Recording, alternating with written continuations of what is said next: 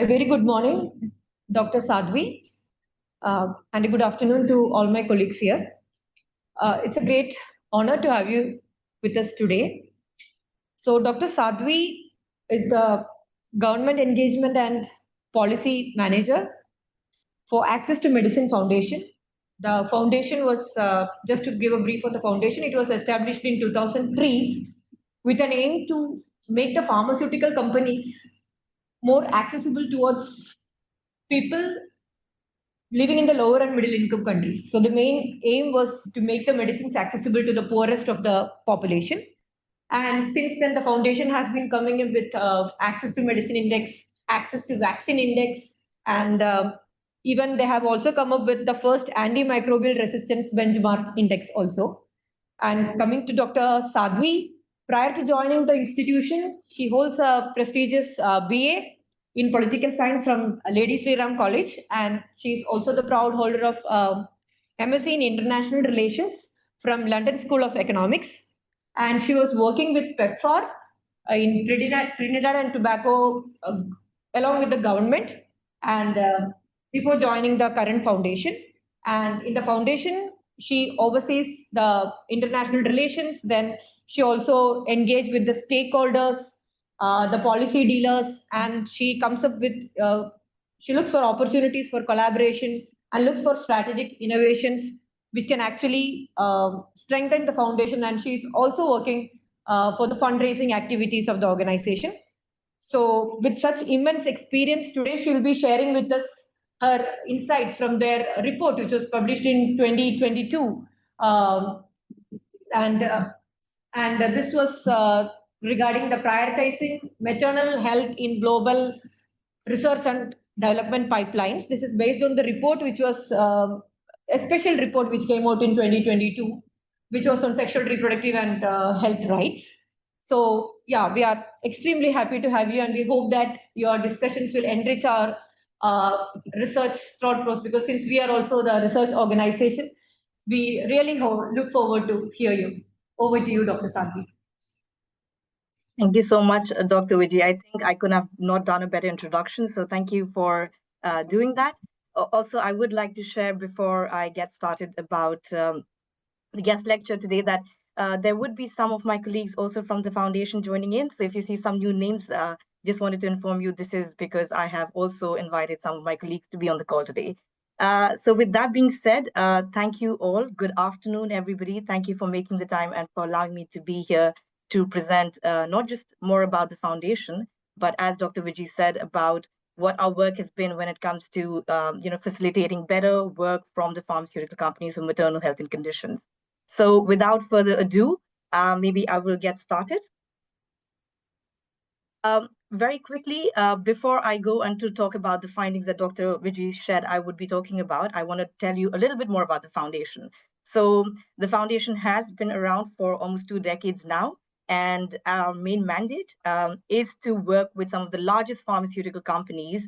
And the way we do this is we do net new data collection from these pharmaceutical companies, and based on the data that we found, supplementing it with publicly available information, we create research reports. So these research reports, of course, have net new information, which you might not have already had access to prior to the research publications being done by the foundation. But then we also ensure that we combine that with a dynamic engagement strategy. And I will tell you a little bit more about it in my following slide. But our mandate is to see how we can, through our research, inform pharmaceutical companies of the opportunities that are there for them to better facilitate access to the products for low and middle income countries. We are an independent nonprofit organization. What that means is we do not accept any funding from any of the pharmaceutical companies or the industry that we are analyzing in our reports. And the way that we have managed to ensure the objectivity of our findings is because of course, the generous support of our funders. And you can see the current list of our funders noted at the bottom of the slide right here. Also, I do want to share, as I keep talking, please feel free to pause me in the middle if you have any questions related to any of the specific slides that I'm talking about. You don't have to wait till the end. Just want to make sure that you are comfortable asking questions as I go. So like I said, we do create these research outputs, which we are really well known for. But our work does not end there. We combine all our research publications with what we call our change-making theory. And this slide is a quick explanation of it. I think it's important for me to share this with you because, like you said, Dr. Vijay, this is a great opportunity for us at the foundation to recognize areas where maybe we might have areas of collaboration with the Foundation for Medical Research. So I just want to share how we have been working with partners like yourself and see if you can find any opportunities on our call today. So prior to building any of our research publications, we always have a broad multi-stakeholder consensus. And this is not just consultations on the roles and responsibilities of the pharmaceutical sector, but we also try to identify what other critical global health actors must do to allow pharmaceutical companies to do more, be it for research and development, be it for governance of access, or be it for product delivery efforts from these companies. So it's a broad, almost accountability, responsibility building process that we try to undertake with, of course, the primary mandate and the primary audience being pharmaceutical companies. What we also continue to do is we create company-specific opportunities. And today I will explain a little bit more about how we do this. This is, of course, based on the realities of each pharmaceutical company, which is not just their product portfolio, the geographic reach, but also the pressing demands on the ground, which we try to link all of these opportunities with.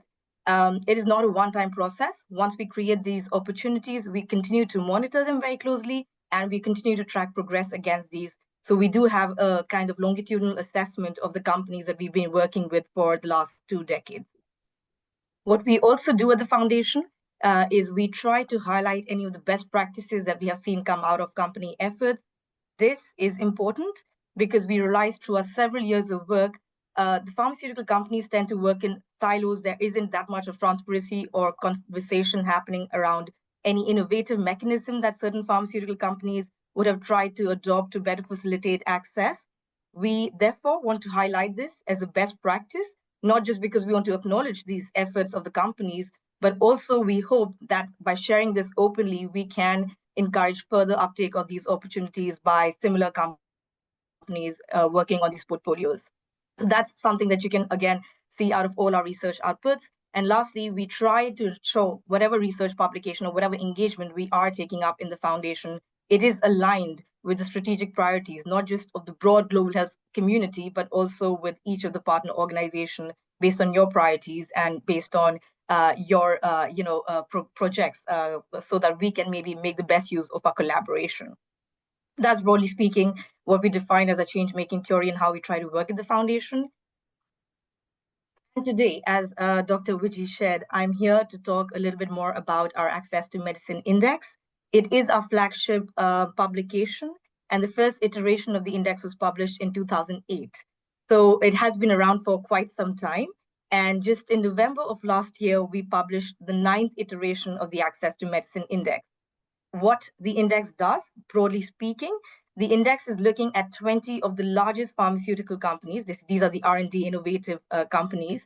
And we are assessing their efforts in terms of making the products available once again to LMIC countries.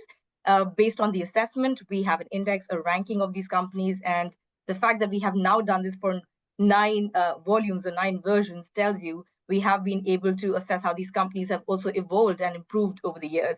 So it makes for really interesting findings and also continued engagement opportunities from that point of view.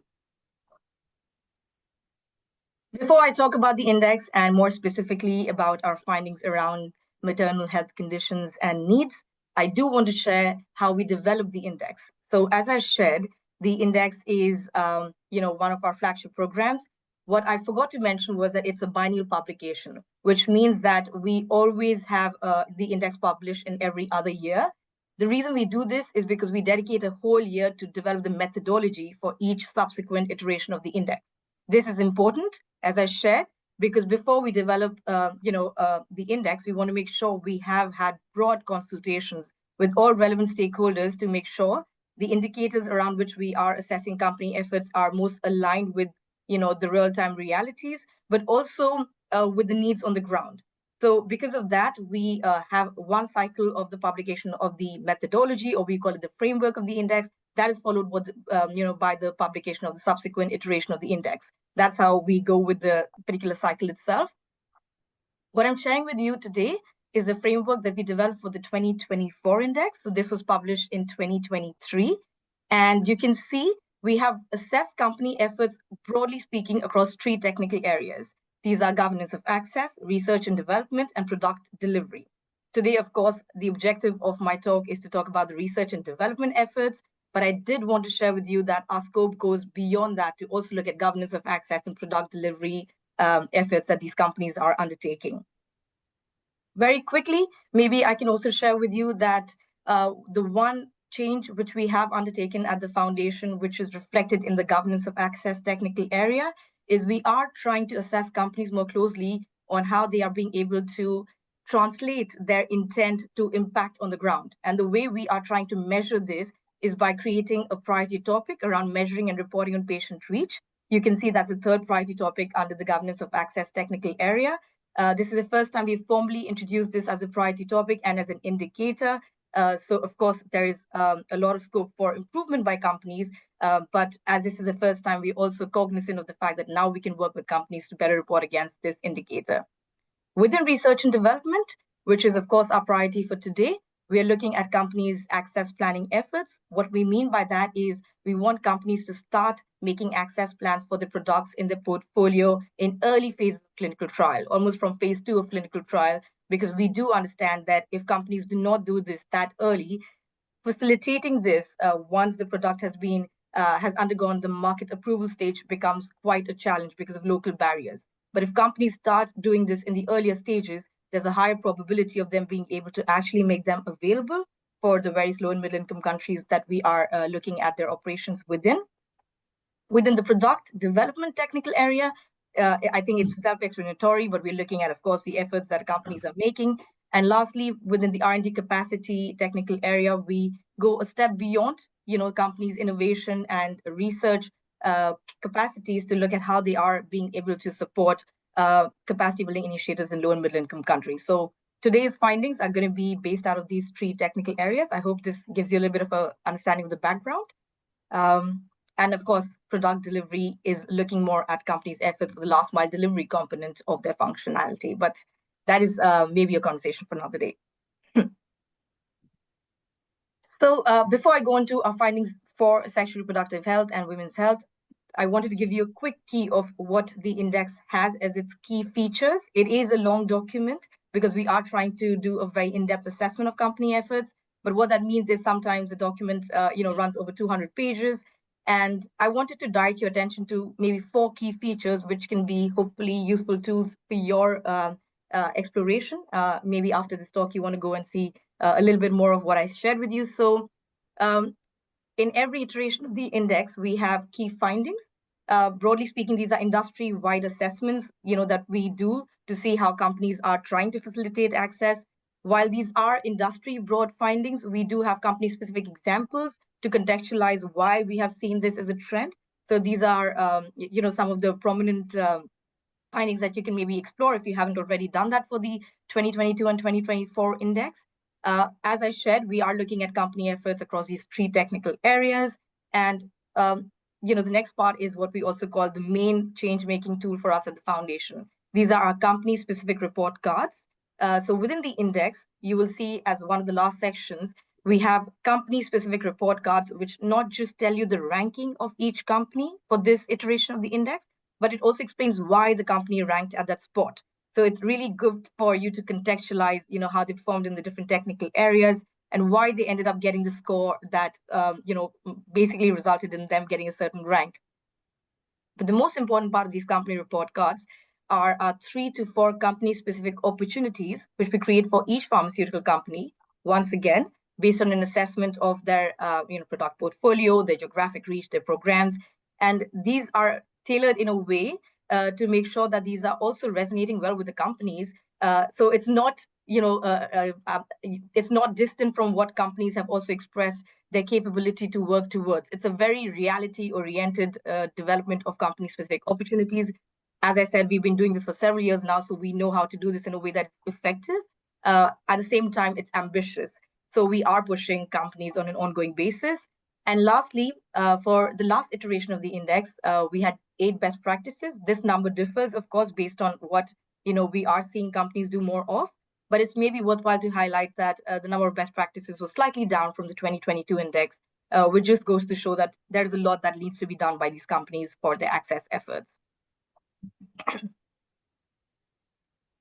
To this slide, it seems very dense, but I will make it easy for you. It's just to tell you the scope of the index. We are looking at 20 of the largest pharmaceutical companies, like I said, the R&D pharmaceutical companies, and their selection is based on their market cap, their revenue, their product portfolio, the pipelines, and also the geographic reach. In terms of the geographic scope, we base this not just on WHO's income classification index, but also UNDP's income inequality index. So we use a multiple a set of resources to ensure that this is as inclusive as possible. And for the last iteration of the index, we were looking at a total of 113 low and middle income countries.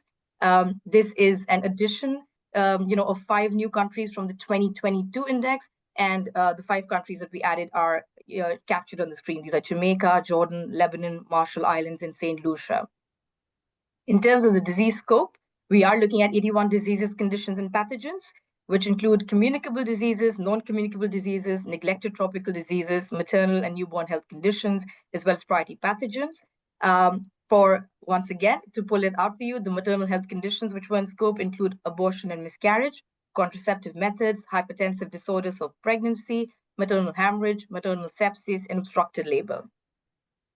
The products scope is very broad. I'm not going to read through all of these, but I do want to share the reason we keep the product scope broad is because we are trying to assess the various strategies that these companies might be adopting to make access a reality. Once again, like I shared, the more information we have, we feel we can facilitate better transparency in the industry, and that's what drives us to keep our scope intentionally broad. So with this slide, I wanted to share with you the list of the 20 companies that we are looking at in the index.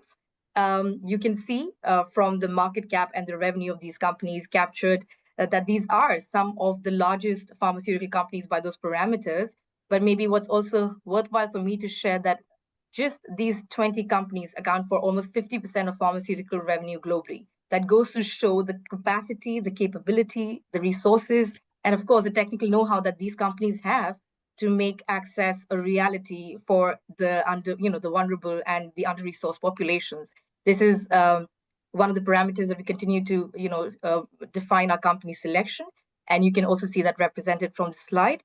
What's also maybe helpful for me to share with you is that outside of a few variations, the scope of the companies that we are analyzing has remained consistent since 2008. So you can, get a really nice longitudinal assessment of how companies have continued to evolve in their access strategies. We have some really good examples at the foundation of how we have worked with them to facilitate them to do more in this regard. But it also allows us to see how companies are making this more of a priority, even though significant gaps still remain. And finally, to the topic of today, after having explained what the index is and how we operate, as Dr. Vijay said, I will be sharing with you some findings from the 2022 index, but given the fact that we also have a more recent iteration of the index, I will also try to show you what is the progress that we have seen and what are the new trends that have come out of our most recent assessment. Of course, when the Foundation for Medical Research reached out to us about this topic, I do want to reiterate this continues to be a priority for us at the Foundation. So we were very happy to get the opportunity to talk more on it, because it's a well-known fact that maternal mortality disproportionately impacts low and middle income countries. On an average, we have seen around 462 deaths per 100,000 live births in low and middle income countries, as compared to just 11 deaths per 100,000 live births in high income countries. So there's an obvious disparity happening. There's several reasons for this. Of course, it's not just about the role of pharma companies. We understand there are factors like the distance from clinics, the availability of skilled healthcare personnel, as well as, the availability of essential medicines, which is causing this disparity to exist. But from our point of view, we continue to strongly believe research and development is a key part of the puzzle that needs to be addressed by all stakeholders and the pharmaceutical companies more specifically. So this infographic, I feel, is a really good one for me to start with. As you can see, this is highlighting the portfolios of the 20 companies. We don't. I think I don't have a graphic to tell you the total number of projects that were in the company's pipelines, but I can give you a number. So for the 2022 index, we looked at a total of 1,060 projects in the pipelines of the 20 companies that we analyzed, and out of these, 16%, or roughly speaking, 171 of the projects were looking at sexual and reproductive health conditions and needs. So this particular infographic is looking at those projects, which were looking at sexual and reproductive health, and needs. And you can already see this is a very clear infographic. Within that, portfolio as well, companies are continuing to prioritize research and development for a few disease areas. For example, cancer stands out. There are 4 types of cancers that companies are continuing to invest more heavily in. This is, of course, breast cancer, cervical cancer, uterine cancer, ovarian cancer. And this is not a surprising trend from our point of view, because we have in the few iterations of the index now seen companies move more into the NCD space where there's higher commercial viability for products that they are developing. So it makes for a better business case, if I could say so. So we don't see this as a surprising trend, but what it does show you is the major gap that continues to exist for some of the highly unmet needs and conditions for healthcare diseases and conditions, which you can see I have boxed out in the red box below. So you will see, if you look at the company's efforts, at least for these 20 companies, for some really critical, maternal health conditions and needs, be it for postpartum hemorrhage, for maternal sepsis, for hypertensive disorders, companies are not engaging with these diseases and conditions at the same scale. Just to maybe quantify this for you, we saw that across the 20 companies, there were just 5 projects which were in the pipeline for these conditions, which goes to represent less than 1% of their portfolio is looking at these conditions, which of course continue to be critical. This is something that is recognized by United Nations Sustainable Development Goals. It's recognized by the World Health Organization. But if you supplement that recognition of need with actual pharmaceutical company efforts for at least 20 of the largest pharmaceutical companies, you realize that there is still a lot left wanting. What I also want to share in the same breath is that there are 2 specific priority gaps that we identified for maternal health conditions and needs. We define, priority gaps as areas which, of course, have high unmet needs, but do not have the same commercial viability. And the first priority gap exists for diagnostics for preeclampsia, which, continues to be a daunting maternal health condition, not just for LMICs, but more specifically for LMICs, and something that needs to be addressed. But out of the 20 companies, we saw that none of the companies are investing in diagnostics for preeclampsia right now. And furthermore, another alarming trend that we saw was even for postpartum hemorrhage, which is a leading cause of maternal mortality, there aren't that many projects which are being undertaken by the 20 companies. We do know oxytocin is one of the preferred modes of treatment for postpartum hemorrhage, but at the same time, we also know that oxytocin requires refrigeration, and it also requires skilled healthcare personnel to administer this intramuscularly or intravenously. But the fact that no company is trying to invest in the development of a product which is both heat stable as well as can be administered more easily and more quickly tells you there's a gap that continues to exist, for a product of that nature. We did at the same time see a development, especially in terms of postpartum hemorrhage, that I do want to share with you. So Merck for Mothers, MSD, has been supporting, as you might be aware of, Ferring Pharmaceuticals in, for the, just for the support of its heat stable carbetocin, which, is a better alternative to oxytocin, not just because it can be stored and transported at higher temperatures as compared to oxytocin, but also because of the fact that, if this could just facilitate better access to the low and middle income countries, which do not have the same refrigeration capacity. However, there is a lack of the ease of administration associated with this product as well, because even carbetocin has to be administered intramuscularly, which goes to show that we are still looking out for a product which can make access of this particular postpartum treatment, postpartum hemorrhage treatment for low and middle income countries a reality. So those are the 2 pressing gaps that I wanted to highlight from the 2022 index. Very quickly, when we are looking at R&D efforts of companies, as I shared with you on the methodology slide, we're not just looking at the research and development efforts, but we're also looking how they are trying to support local capacity development in the low and middle income countries that we are assessing in our research. So when we did an assessment of these initiatives by companies, we see through the pie chart that companies are using, variation of mechanisms to facilitate local capacity development. This is, of course, includes health system strengthening, supply chain support, manufacturing support, and also development of R&D capacity locally. It's quite evident, but most of the companies are utilizing health system strengthening mechanism to lead their capacity building initiatives for sexual and reproductive health in low and middle income countries. We saw 19 initiatives across 11 companies in the 2022 index. However, when we look at the other mechanisms, we see that there isn't as much happening with regard to those. For R&D, which is again the primary focus of our talk today, we have two examples from GSK. I'm afraid we can't share more outside of those examples because that information is under NDA. But the two examples that I can share in terms of companies, these leading pharmaceutical companies trying to facilitate R&D capacity on the ground is GSK through its NCD Open Labs is trying to support the development of two specific products. One is for cardiovascular diseases for pregnant women in Tanzania, and the second is for preeclampsia, for pregnant women in Uganda. There are some promising efforts which are being taken by these 20 companies, GSK being one that we can share more around. But still, it's if you see the relative comparison of that with the other initiatives, there is a lot more that the companies can do to uptake this particular responsibility of theirs. So just coming out of the 2022 index, like I shared, we of course have company-specific opportunities that you can find on the index itself, but we always have recommendations for the industry, from a thematic perspective on what the industry needs to do more of to make, women's health conditions and diseases a priority and, get the attention that it deserves.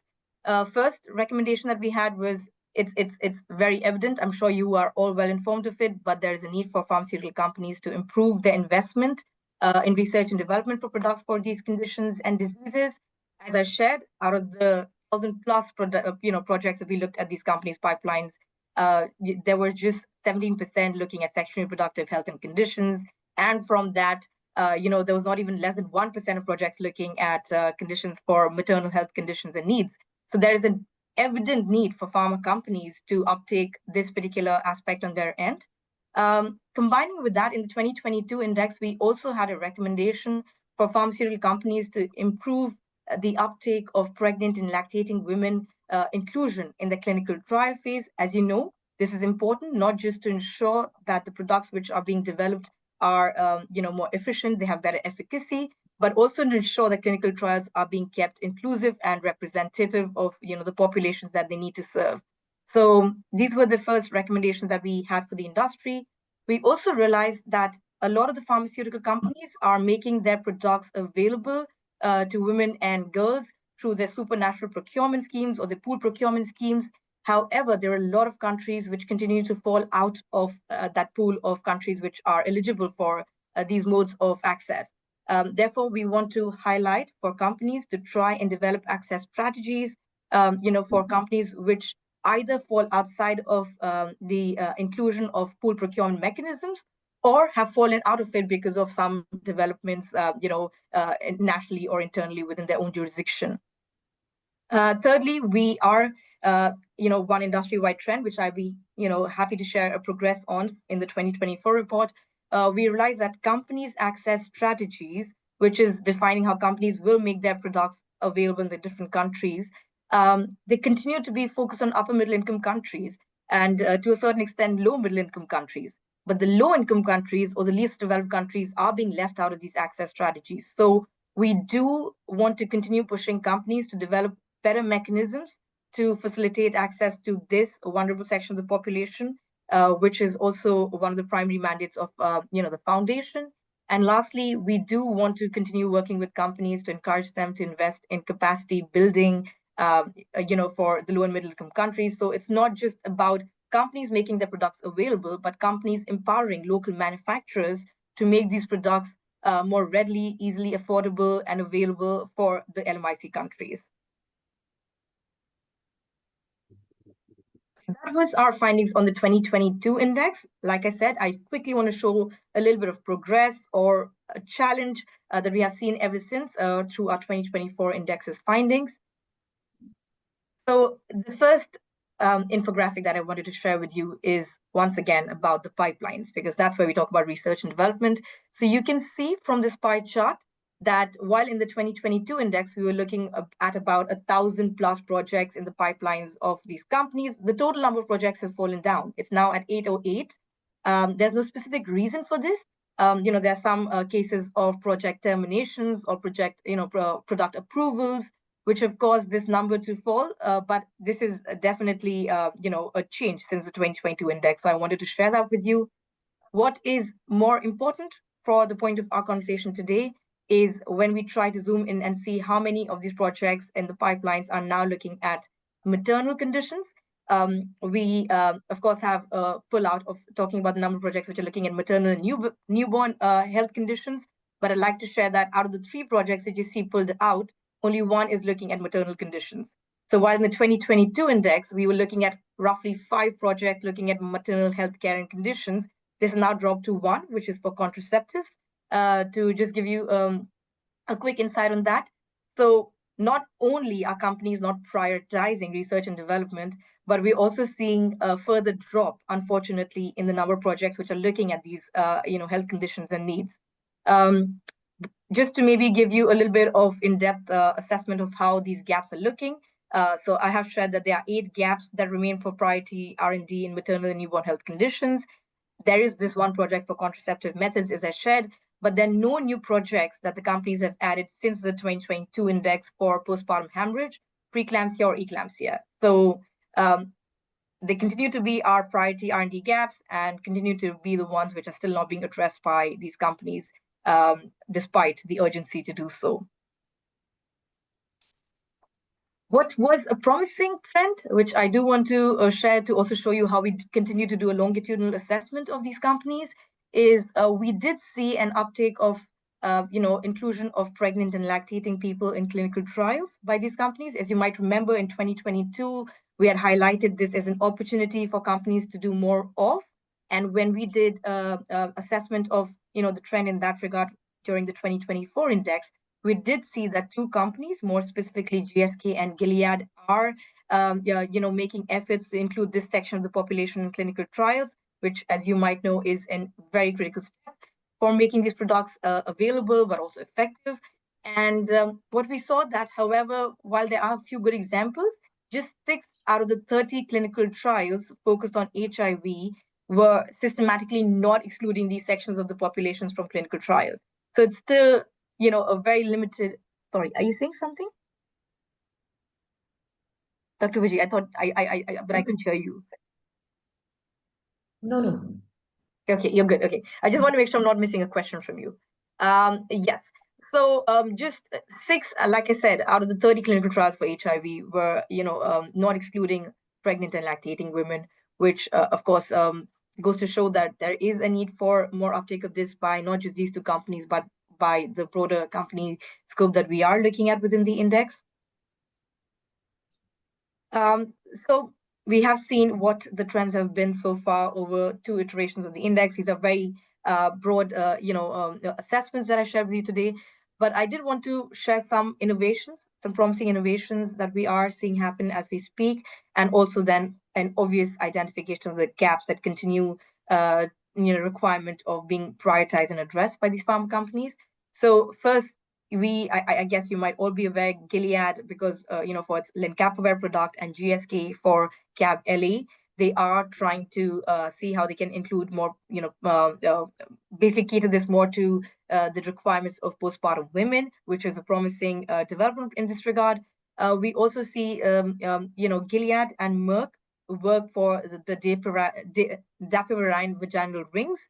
Once again, a promising development for PrEP options for women if it goes through market approval. So there are some limited efforts But once again, it's quite evident from these examples, they continue to be there for HIV products, which already is getting more attention as compared to the other health conditions and diseases. But it is one of the obvious areas where companies continue to prioritize their R&D efforts and practices around, which leaves us with the gaps. There are gaps which once again include not just requirements for long-acting formulations, for heat-stable drugs, as I shared, for therapeutics and preventative vaccines, diagnostics, and microbicides. But there's also a gap from our perspective, because not only do we look at the pipelines of these companies, we're also looking at their strategies to make these products more readily available. We see that less than half of the projects that are in the last stages of development right now have access plans, which goes to show that for almost half of the projects in the pipeline, companies are not thinking of how they're going to make these products more readily available for low and middle income countries once they have gone through the approval stages. So there is a need for companies not just to proactively think about this, but also more transparently report around it. So we know that they are prioritizing this as an important component of the strategy.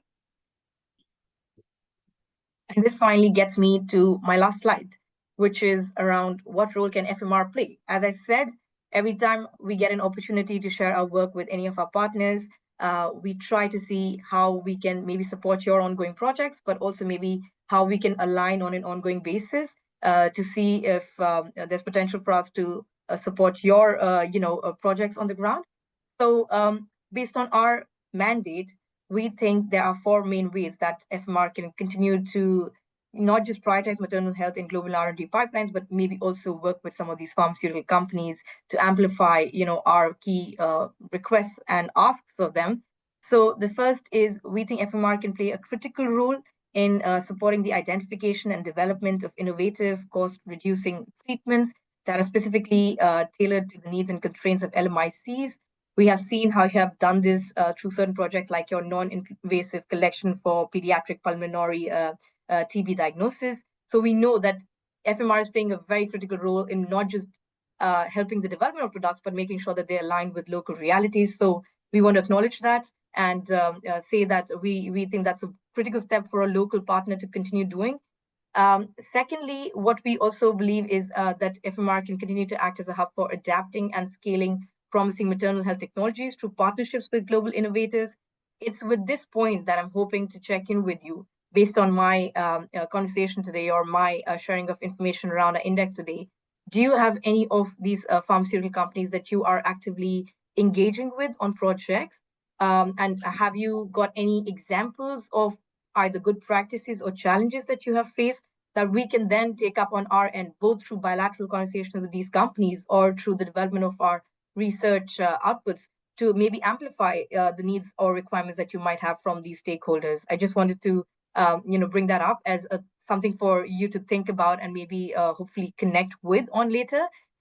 Thirdly, we know that FMR continues to have some really strong regulatory expertise in-house, as well as infrastructural capability in-house, which we have been informed by pharmaceutical companies continues to be a major local barrier for a lot of LMICs, where they are trying to increase the uptake of the clinical trials, or even try and include pregnant and lactating women in these clinical trials. The major barrier has been the lack of these capabilities that FMR seems to house really well.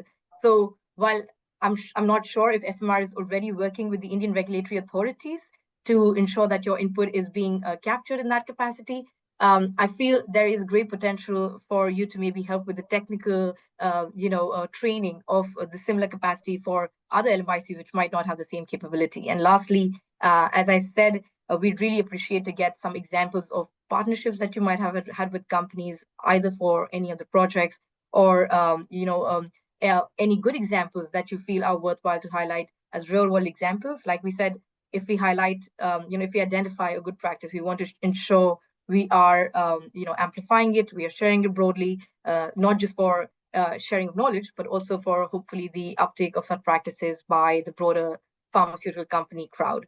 So with that, I will thank you all for your time today. I hope some of these findings, were helpful for you, but also most importantly, they give you some factors to work with even after our engagement today. Thank you, Dr. Sadhavi. Thank you for such an insightful and thought-provoking session. Now, the floor is open for discussion. So, any of my colleagues have any questions?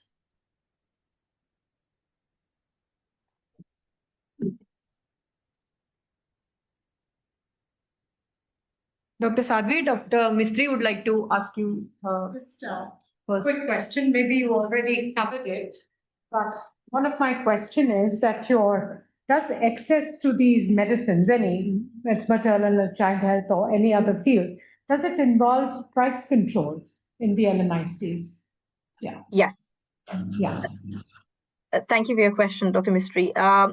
Happy to answer, and I'm sorry that I did not get a chance to maybe dive in deeper on that today. But as I shared with you, we are looking at company efforts across those three technical areas, one of which is product delivery.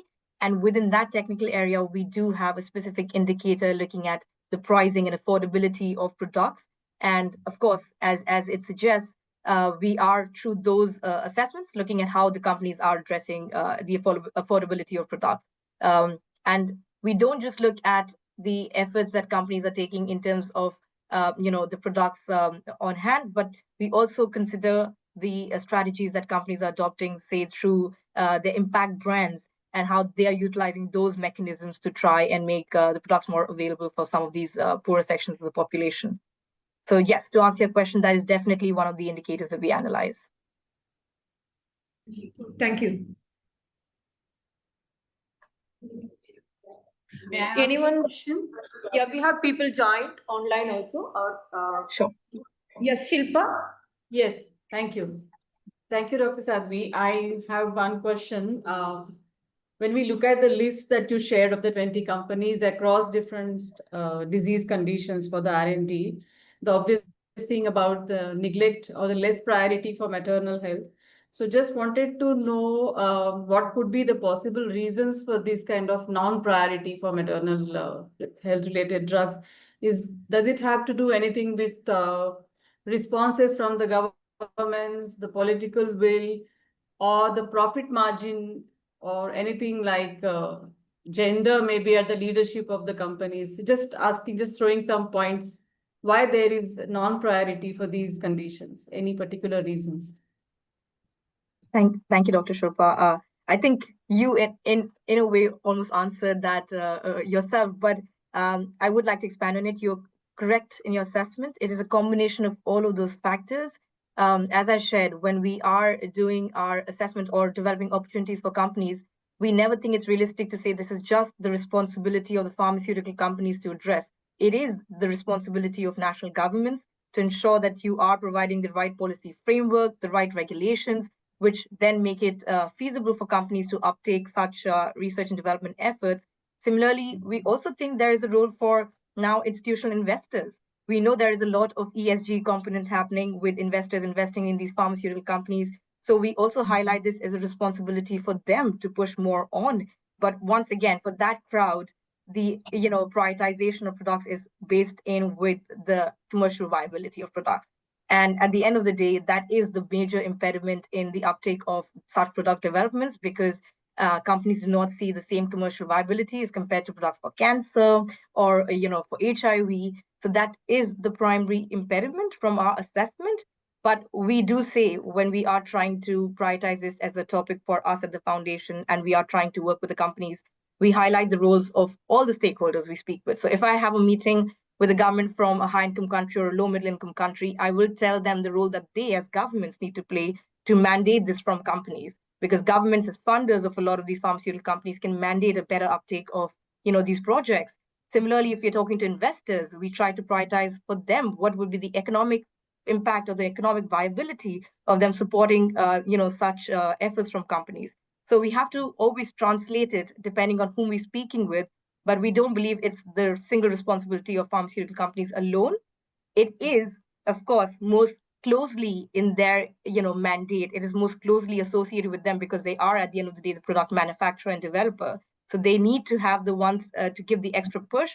but we do want the global health stakeholder community to work, collaboratively to make this a reality. So I hope that explains.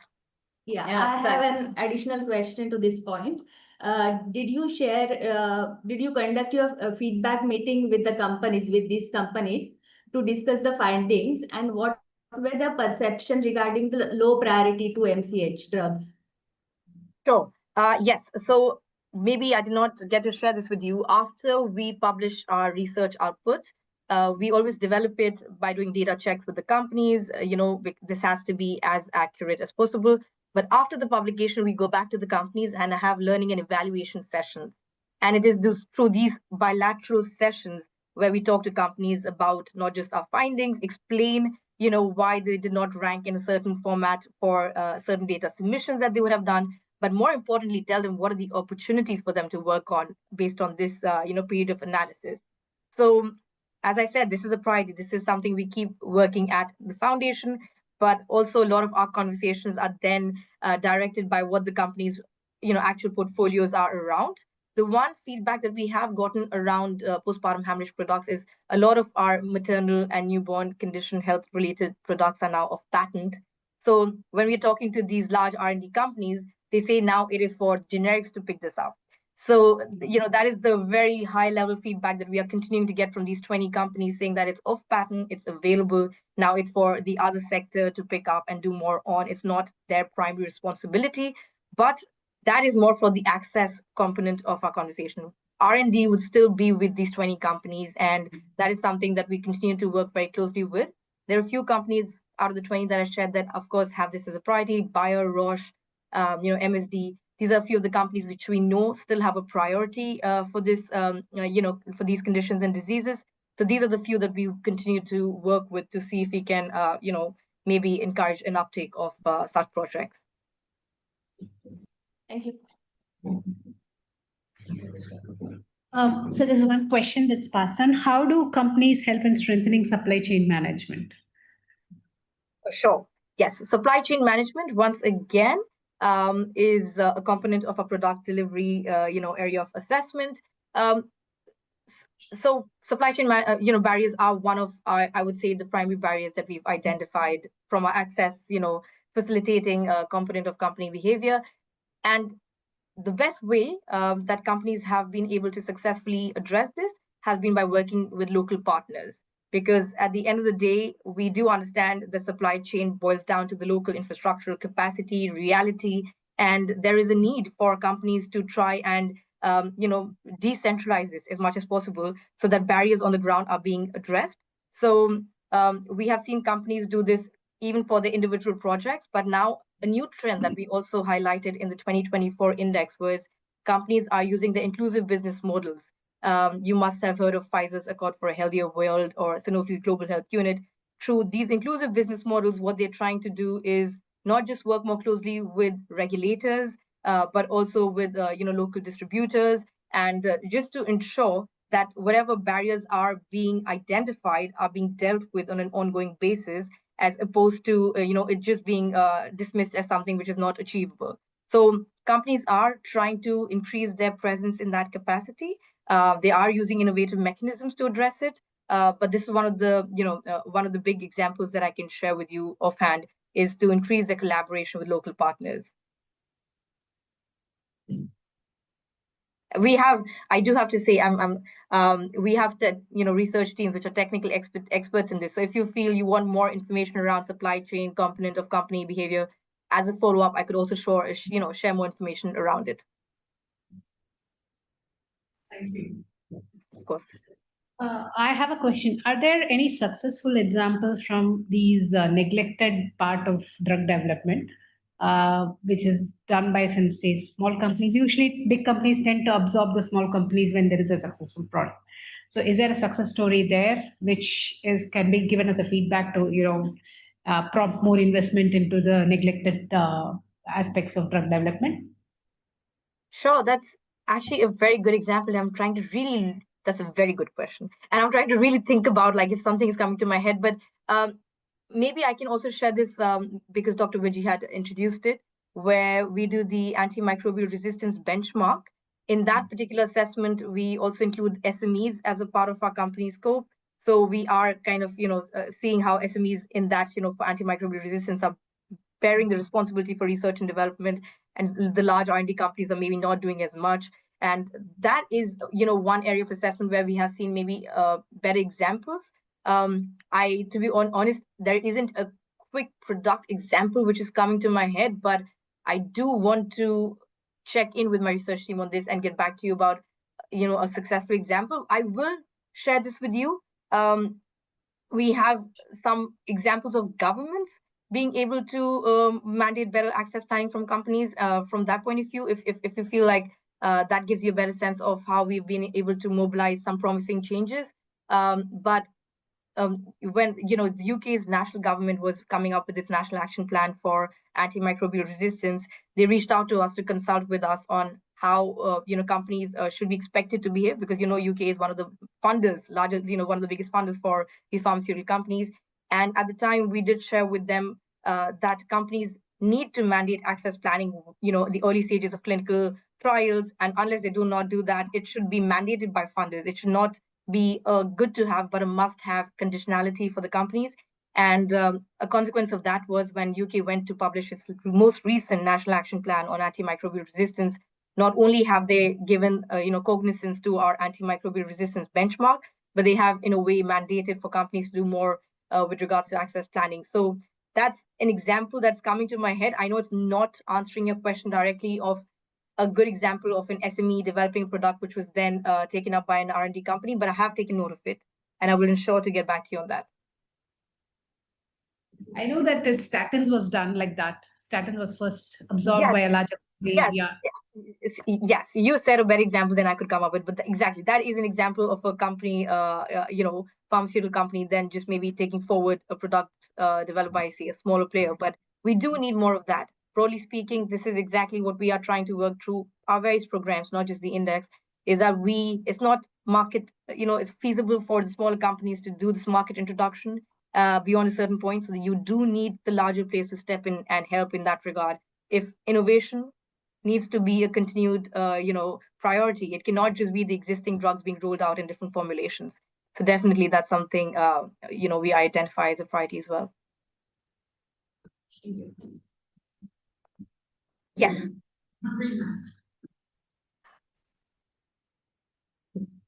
Hi, Dr. Sadhavi, that was an amazing lecture. Just a question, since you're covering the indexes from 2002 to 2004, that's the years of the pandemic, right?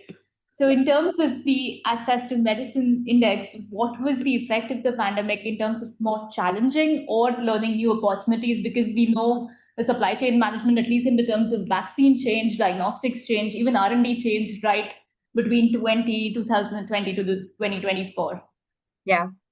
That's a great question. And again, something that we have addressed in the index itself. But I think the one major development that we saw, which we've also highlighted as a key finding in the 2024 index, is when we did an assessment of the number of voluntary licenses, and more specifically, the non-exclusive voluntary licenses, which were issued by the R&D companies.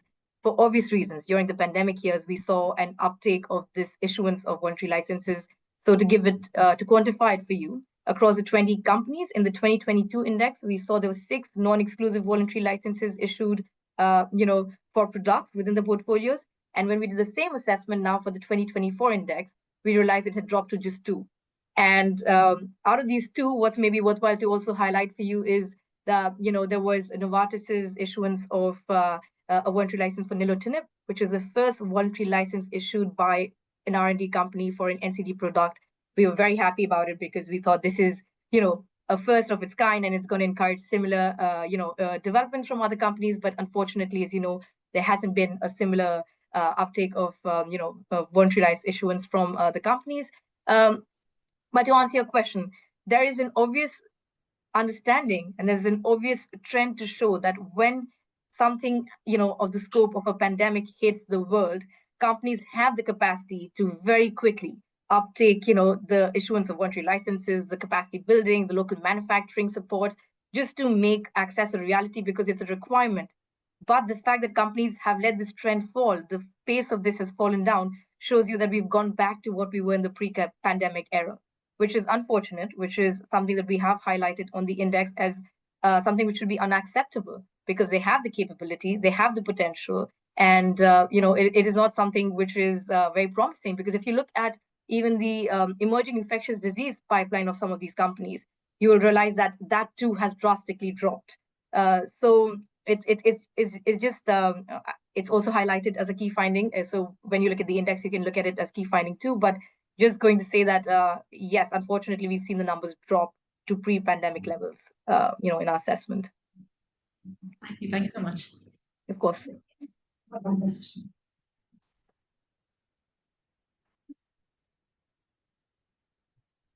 Hi, Dr. Sadhavi. Just wanted to know, are there any cooperation efforts or cross-linking between pharma companies in the first world and the third? Just so that I know I'm understanding your question right, are you talking more about potentials for partnerships between? Yes, partnerships in R&D or partnerships in, say, improving access, or any of the benchmarks that you highlighted earlier. For sure, yes. This is again something that we do an in-depth assessment of within the index, where we have identified some of the promising local partnerships of these R&D companies happening. I can give you a quick example. You must have heard of them, EPN. It's a faith-based, procurement body. Its headquarters is in Kenya, but of course it's for all of Africa. They do play a very important role, not just in the procurement, but also distribution of, some of these health products. And this includes products from, some of the 20 companies that we are analyzing within the index. So we have highlighted, examples of such partnerships on the index to showcase that we need more pharma companies to work with these local partners, in terms of not just making it affordable from a pricing point of view. I think one of your earlier questions, because these partners know what the price point should be to make it, affordable in the true sense of the term. But also we want the local partners to provide feedback to the pharma companies on what more is, needs to be done from, from these particular stakeholders. It cannot just be a research and development, capacity building initiative, which is not followed by market entry support from these companies. So it's a process that needs to see more end-to-end support, as opposed to an introduction of a product or the introduction of a capacity building, initiative without the actual realization of access on the ground. So we have some examples. We are seeing some examples already. Like I said, EPN is one good example to share with you, but we have highlighted a few others in the index. And the intent is just to see, like I said, not just the intent of pharma companies, but the impact on the ground. That's what we're trying to close the loop on in a more escalated manner. What about technological sharing? Yes. So again, for technology sharing, we had an assessment, which was actually part of a key finding around voluntary licensing. We did see that pharma companies are, in certain disease areas, including increasing the number of tech transfers they're doing. So, for example, diabetes is one disease area where we saw more tech transfers are being undertaken by these 20 companies, more specifically, for the African continent. But when we zoom in and we realize that the tech transfers are concentrated in South Africa and Algeria. So the number of tech transfers has gone up, because in 2022, we saw there were 4 tech transfers of diabetes products. Now there are 10. But, if you look at the concentration, it's still in the obvious countries per se. We also saw, again, I'm sharing a diabetes-related finding, but we have seen some promising trends with companies like Lilly now sharing, doing tech transfers for its analog insulin, to Bangladesh and Egypt, which is a promising trend, because, other major players in this disease scope, be it Novo Nordisk or Sanofi, are still, working in the human insulin space. But the fact that Lilly's trying to do this for analog insulins is a promising one.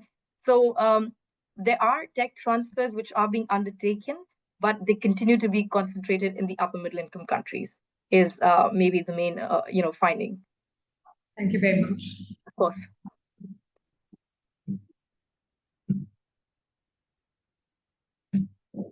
This is a very vague question, but any thoughts about whether the trends in R&D will pick up in the maternal health field, or bound to get a further reduction? Any thoughts about it? My personal aspiration is it'll be picked up. But of course, unfortunately, as you might have seen already from the 2022 index, we have seen a drop in the number of projects which are being prioritized by these companies. Unfortunately, unless this whole global health community comes together to emphasize it, there is some innovative financing for these products. The reality on the ground is it boils down to the financing, the financial incentives for any product development.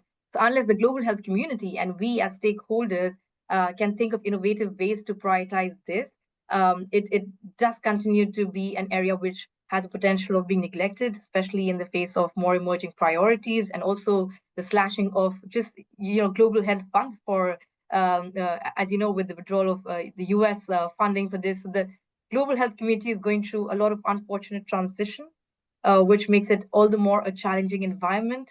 But at the same time, we at the foundation look at any challenge as an opportunity. So we are hoping that we can continue to identify the opportunity that these trends are creating for companies. So just to share from our point of view, through our advocacy work or through our engagement work, as we call it, we will continue to see and explore areas where we can encourage this. But it just is not a very promising trend based on just the last two iterations of the index itself. Thank you. Thank you. Any more questions? No. Okay. Any more questions from our online team? Okay. I think we don't have further questions.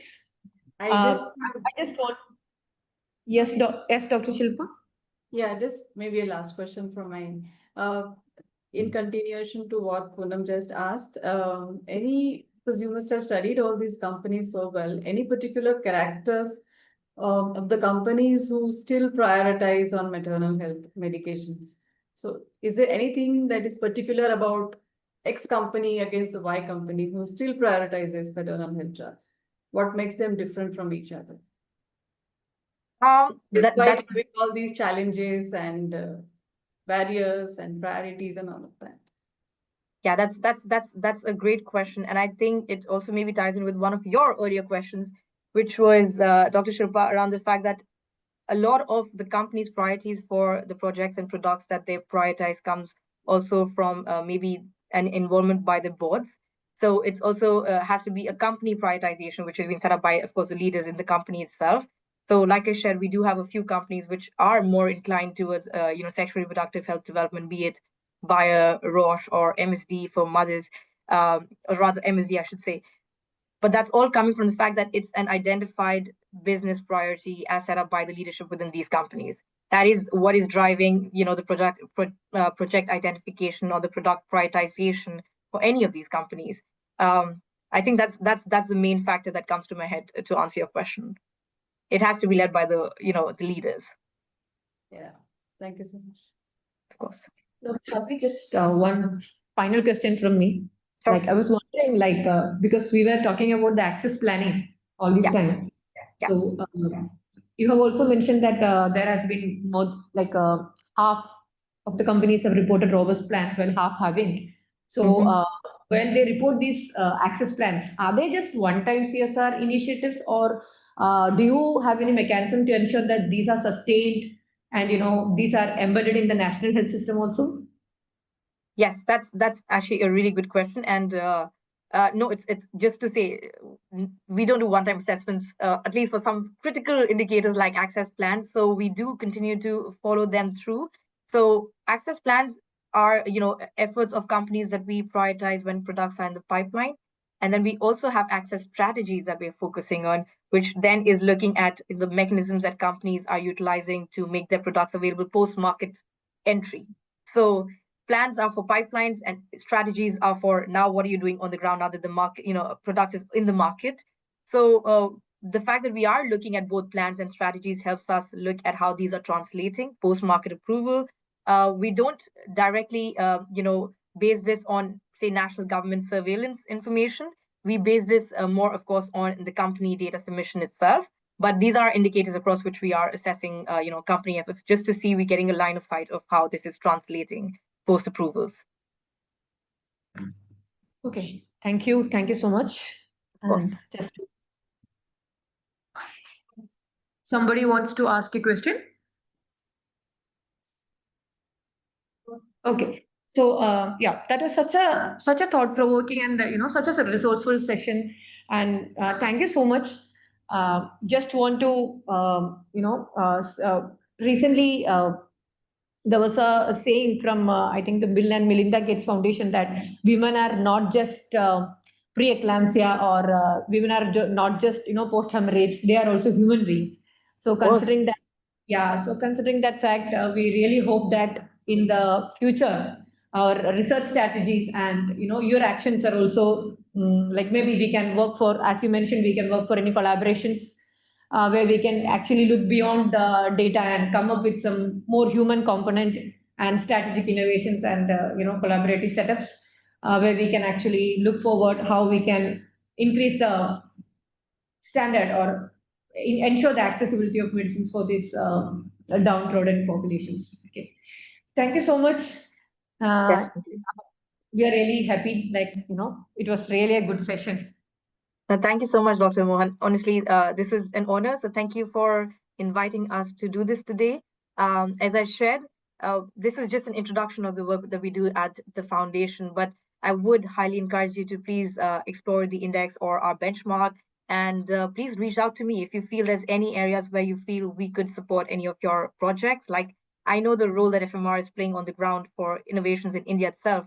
So if you feel there's any of these large companies that you are working with, you have any challenges, you think we could support you in any capacity, please do let us know, because that's the intent of being able to do this for you today, is to see how we can maybe also support your efforts on an ongoing basis. So thank you for your time all. Really appreciated this. Thank you very much. Thank you. Thank you. We shall surely get back to you. Thank you to so all much. our attendees as well. Thank you for being with us.